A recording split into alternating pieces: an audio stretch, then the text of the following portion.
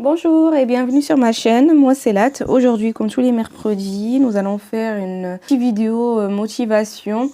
Vous êtes plusieurs à me demander à chaque fois de faire ce genre de vidéo. Je sais que vous adorez et moi aussi ça me fait très plaisir de vous en faire.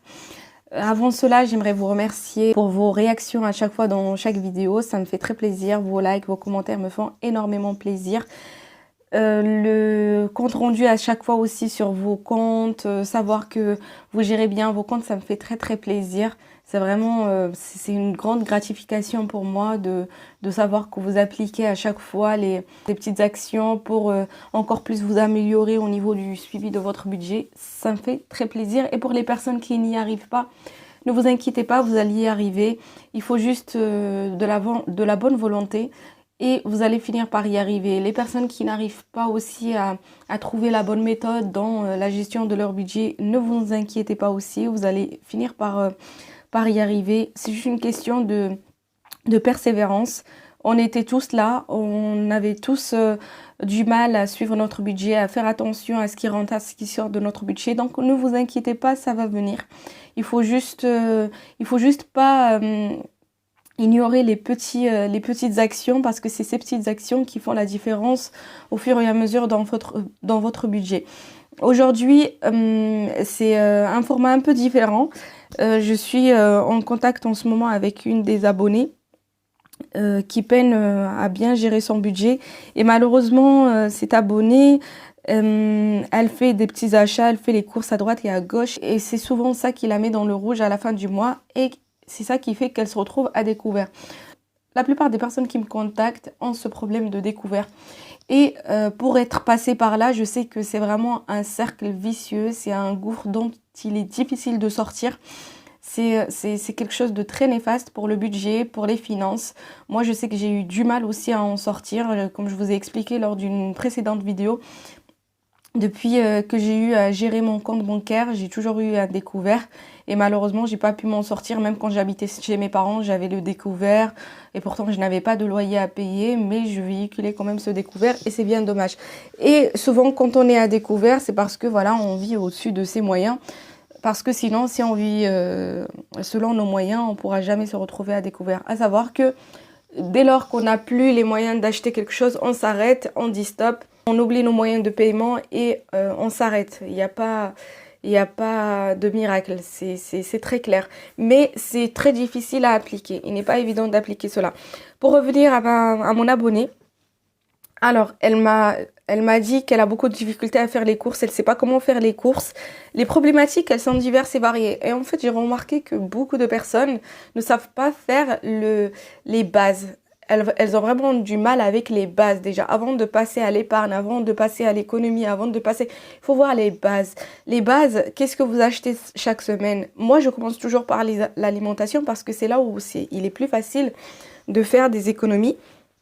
C'est là où on a plus de possibilités de varier les plaisirs, de se restreindre parce qu'au final, c'est très simple de se nourrir. À partir du moment où on est nourri, on peut survivre. Enfin, si je vous mets dans le désert, vous pouvez survivre avec l'eau. C'est pas sorcier. Alors, pour l'abonnée en question, sa problématique, c'est que elle fait les courses une fois par semaine, ce qui est très bien. Apparemment, ça l'arrange bien, etc. Elle prévoit un budget pour la semaine. Seulement, ce qu'elle achète pour la semaine, ça ne lui suffit pas.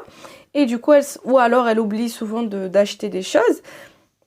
Et elle se retrouve dans l'obligation de retourner au magasin pour acheter juste un article ou deux. Et finalement, elle va acheter beaucoup plus que ce qu'elle a prévu à la base.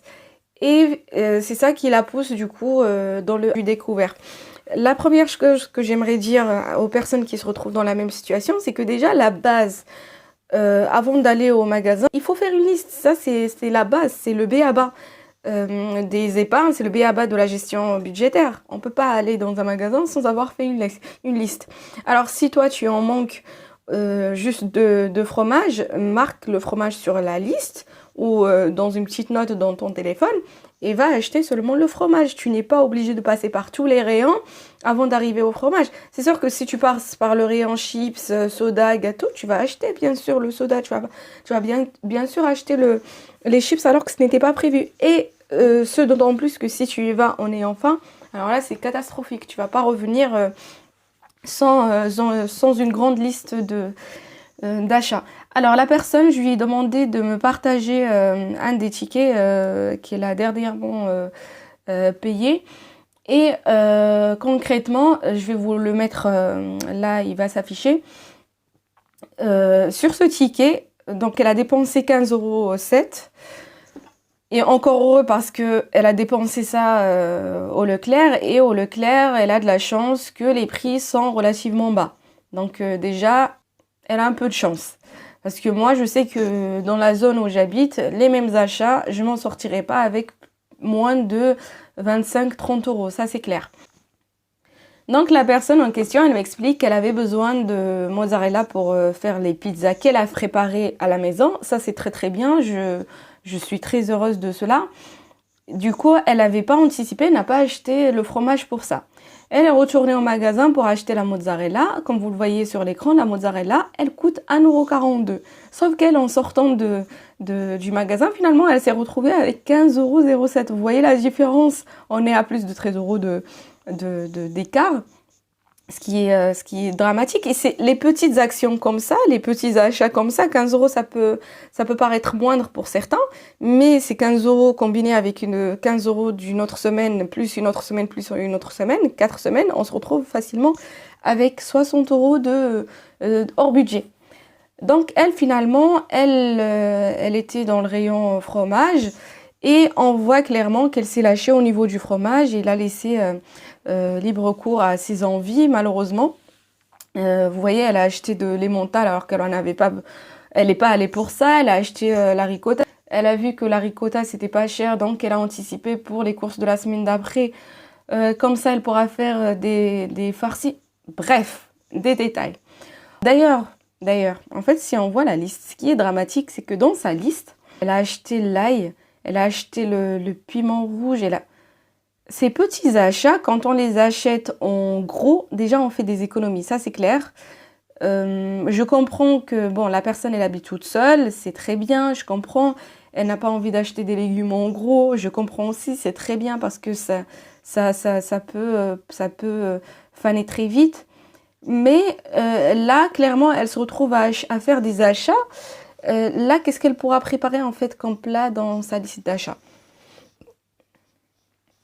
Et là, de la sauce tomate, c'est très bien, elle pourra faire de la sauce tomate avec des pâtes, c'est nickel. Mais après, qu'est-ce qu'elle va faire avec tous ces fromages? La ricotta, qu'est-ce qu'elle va en faire? Je vois qu'elle a acheté des raviolis. Il n'y a pas de direction dans sa liste d'achat. Sa liste d'achat, elle est floue. Il n'y a pas de direction. Je ne pourrais pas imaginer ce qu'elle va faire comme repas avec ça. À part, bon, je vois qu'elle a acheté des cannelloni, c'est peut-être avec la ricotta. Mais en fait, elle me dit que même ça, la semaine d'après, elle n'a pas utilisé ça. Donc, ça fait que 2 semaines d'affilée, tout ce fromage, à part le fromage pour la pizza, il est resté chez elle. Ce qui fait qu'elle va se rapprocher de la date de péremption, ce qui fait que si, par exemple, elle ouvre n'importe lequel des fromages, il va rapidement se gâter. Elle va devoir jeter. Et d'ailleurs, elle a un gros problème de gaspillage. Elle jette énormément de nourriture. Mais pourquoi? C'est parce que justement, elle fait ce genre de courses hasardeuses, si je peux dire. C'est voilà, j'arrive dans le magasin, je vois que ça c'est pas cher, j'achète. Les pâtes c'est pas cher, j'achète. La sauce c'est pas cher, j'achète. Ça c'est un gros problème. Si vous pouvez pas, il faut vraiment savoir que si vous pouvez pas maîtriser déjà vos envies, ça sera difficile de maîtriser autre chose. Les envies, c'est quelque chose qui est relatif. Pourquoi je prends l'exemple de cette personne? C'est parce qu'elle est toute seule. Donc, comme moi, elle peut maîtriser ses envies. Quand on est seul, on peut largement maîtriser ses envies et faire énormément d'économies au niveau de l'alimentaire. Là, elle aurait pu économiser 13-12 € sur l'alimentaire. Il n'y a pas quelque chose d'indispensable en fait sur sa liste d'achat. Rien. Et si vous trouvez qu'au contraire, il y a quelque chose d'indispensable dans sa liste d'achat, vous pouvez me partager cela. Mais pour moi, il n'y a rien d'indispensable. Et c'est dommage de se comporter de la sorte parce que la personne en exemple, elle me dit non mais je vois pas de différence dans mon budget, je fais tout pour que mon budget s'améliore, je ne mange même plus dehors, je fais beaucoup d'efforts, je vais plus au restaurant, etc. D'accord, tu vas au restaurant, il n'y a pas de souci, c'est très bien, moi je te félicite et c'est un bon début. Mais il faut aussi revoir à la baisse déjà ta consommation en termes d'achat alimentaire qui est pas indispensable.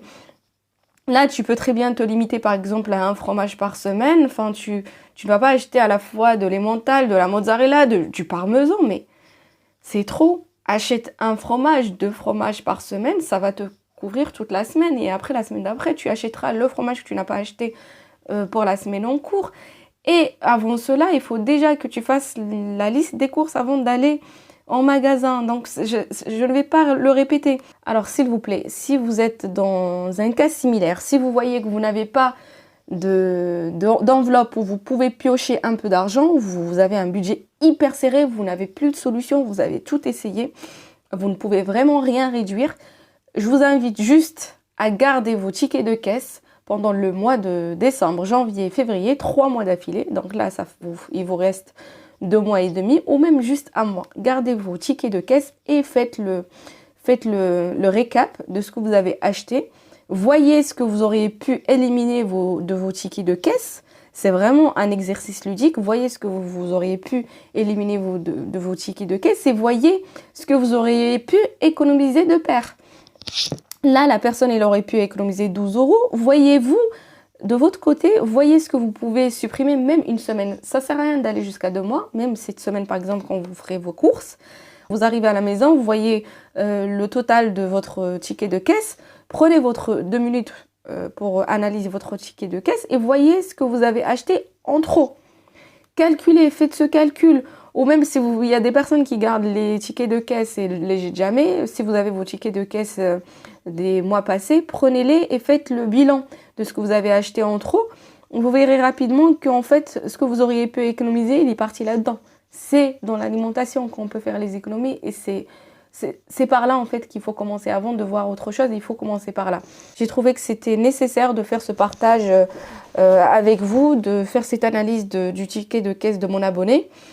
Ça va vous faire peut-être réaliser que tous les achats ne sont pas forcément, surtout en alimentation, ne sont pas totalement indispensables. Et vous réaliserez peut-être aussi qu'on peut se passer de beaucoup d'articles achetés. Tout n'est pas nécessaire pour notre survie. Avant même de parler de notre survie, tout n'est pas nécessaire pour se nourrir. Parce qu'on parle quand même de nutrition.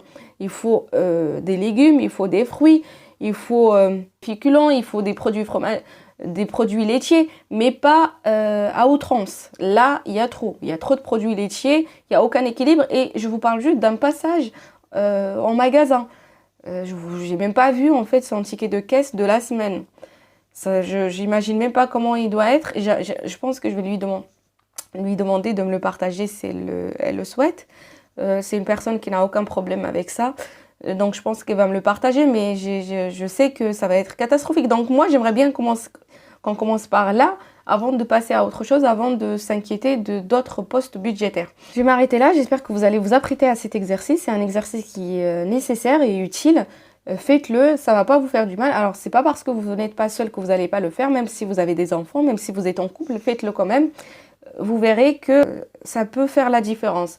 Je vais m'arrêter là, prenez bien soin de vous, prenez bien soin de votre santé, de votre famille et puis surtout, prenez bien soin de votre argent. À bientôt.